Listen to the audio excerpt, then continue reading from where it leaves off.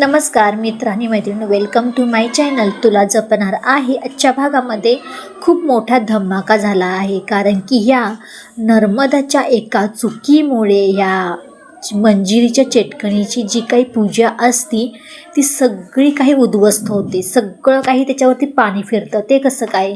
कारण इथे आलेले असते महागौरी घरी आणि मार्गशीर्षचे गुरुवार चालू असतात आणि त्याचं महत्त्व ही महागौरी सांगत असते. सगळे काही घरातले उभे राहून ऐकत असतात. महागौरी सगळं काही सांगत असताना जी वेदा असते ती म्हणते, आजी मग कसं काय ग? मग त्या विनाश कसा काय होणार त्या चेटकणीचा? महागौरी म्हणते, अगं कितीही तिने काळाकांडी केल्या तरी त्या चेटकणीचा उद्ध्वस्त म्हणजे होणारच. हा म्हणजे प्रसाद कोणी कोणी खाणार त्याच्यामध्येच म्हणायचं भक्ती आणि शक्ती आहे, महागौरीमध्ये श्रद्धा आहे, आणि जे कोणी खाऊ शकणार नाही ती चेटकी नाही असं समजायचं. चल वेदा सगळ्यांना प्रसाद दे असं महागौरी सांगते. वेदा सगळ्यांना प्रसाद देते. महागौरी म्हणते, खास करून तुझ्या आजीला दे, मंजिरी आजीला. मंजिरीच्या हातामध्ये तो तीर्थप्रसाद जातो तसं तिच्या अंगाची एवढी खाज आग व्हायला लागते, ती कोणालाही सांगू शकत नसते. महागौरी तिच्याकडे पाहतच राहते. मंजिरी म्हणते की मी सगळ्यांसमोर जर जाणवून दिलं मला त्रास होतोय म्हणून, तर काय सगळ्यांसमोर माझं खरं रूप यायला काही वेळ लागणार नाही. हे सगळं काही मंजिरी बोलत असते, पण तिला जो काही त्रास होतोय ते महागौरी चांगलंच ओळखत असते. महागौरीचं एवढंच ध्येय असतं की तिला दाखवून द्यायचं असतं की अंबिकाच्या डोळ्यावरती जी काही पट्टी बांधली आहे ना खोटेची, जी मंजिरी चांगली आहे घरातली, ती सगळी काही काढायची असती. कारण अंबिकासमोर मंजिरीचा खरा चेहरा आणायचा असतो महागौरीला.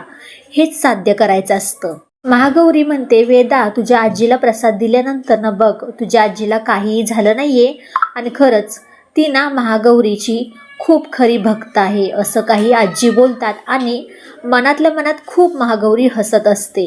आणि तिला माहीत असतं या मंजिरीला तर त्रास होतोय, पण ही मंजिरी एवढी स्ट्रॉंग आहे की सगळ्यांना आपला खरा चेहरा काही दाखवू शकत नाही.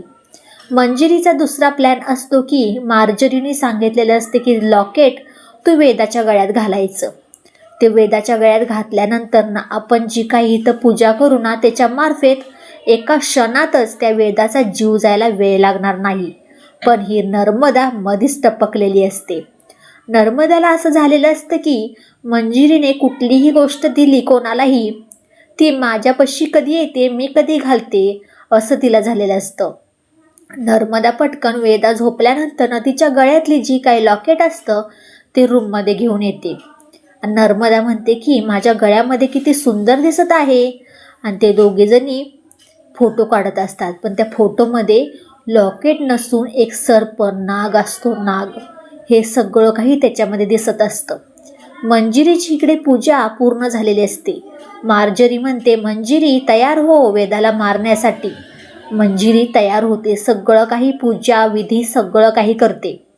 नर्मदा इकडे गळ्यामध्ये ते लॉकेट घातल्यानंतर तो सर्प तिला पूर्णपणे दंश करणार. तो मार्जरी म्हणते, मंजिरी थांब थांब मंजिरी, जर एखाद्या दुसऱ्याचा जर जीव गेला तर काही खरं नाही. तुझी जी काही पूजा आहे ना ती सगळी काही व्यर्थ जाईल. आपल्याला वेदाला मारायचे. तो घडा फोड मंजिरी. मंजिरीला म्हणते की तो घडा फोड. मंजिरी म्हणते, त्या नर्मदाला मी काही सोडणार नाही, तिचा जीव गेला तर बेहत्तर.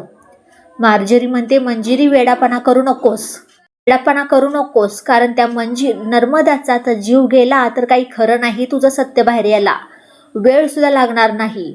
तू चेटकी नाहीस, हे सगळं काही सत्य सर्वांसमोर येईलच. मंजिरी कसं तरी उकसत राग कंट्रोल करत ते घडा फोडते. आणि त्या घड्या फोडल्यानंतर तिथे नाग येतो पटकन. नर्मदा इकडे पटकन जीव जाता जेवता वाचते. सगळ्यांना आवाज देते, वाचवा वाचवा वाचवा, नाग आला होता. सगळे काही जमा होतात. पण तिथे आजूबाजूला बघतात तर नाग नसतो. पण अरे कुठे गेला तो, असं काही सगळ्यांना वाटत असतं. दादासाहेब येतात. पटकन नर्मदाची जी काही अवस्था झालेली असते ते पाहून तिला पाणी वगैरे देतात. मंजिरी म्हणते, त्या नर्मदाचं काय करावं मला काही कळतच नाही मार्जरी, कारण प्रत्येक वेळेस मी मीरा आणि वेदाला मारण्याचा प्रयत्न करत असते तेव्हा ती मध्ये येते. काही नाही काही करण्याचा प्रयत्न करत असते. पण ही नर्मदा कशी तरी माझ्या हातातून सुटणार नाही, तिला मी मारल्याशिवाय राहणार नाही. तोपर्यंत येणाऱ्या पुढच्या भागामध्ये आपल्याला पाहायला भेटणार आहे की मंजिरी आणि दादासाहेबाशी झोपलेले असतात.